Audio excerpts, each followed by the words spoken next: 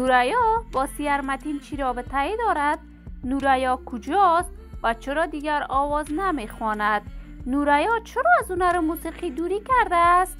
و شوهر نوریا کیست؟ و رفتار جنجال سیرمتین با نوریا.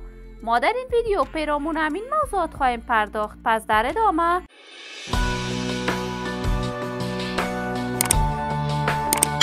با ما باشید. سلام، شما را خوش آمدید میگم به یکی دیگر از ویدیوهای جذاب کانال دنیا اینفو. برای حمایت از من علامت سابسکرایب را فشار دهید تا از ویدیوهای دیگر کانال ما هم آگاه شوید. نوریا هنرمند موفق، توانا و ناماشنای افغانستان که چند مدت می شود نامش سر زبانهای جوانان کشور است.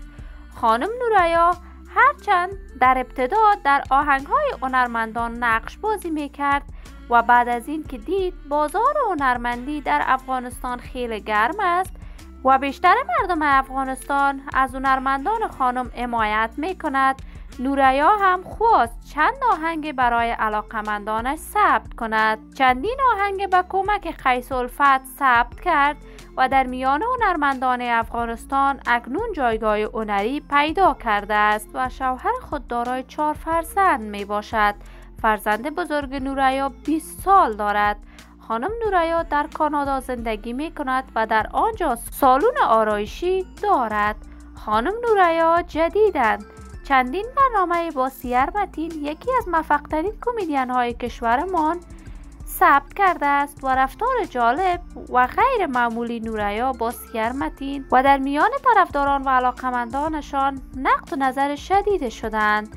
این همه در حالی است که آقای سیرمتین، یکی از موفق‌ترین کمدین های کشور، در تغییر رژیم حاکم در افغانستان با خانواده‌اش به کشور کانادا مهاجرت کرد.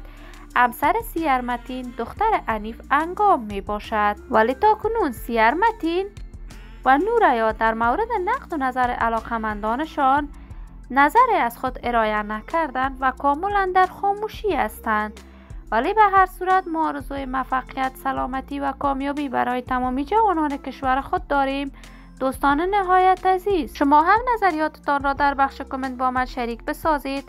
اگر تا هنوز دوست کانال من نشدید، پس برای حمایت از من علامت سابسکرایب را فشار دهید تا از ویدیوهای دیگر کانال ما هم آگاه شوید. سلامتی شما آرزوی ماست. تا درود دیگر، بدرود.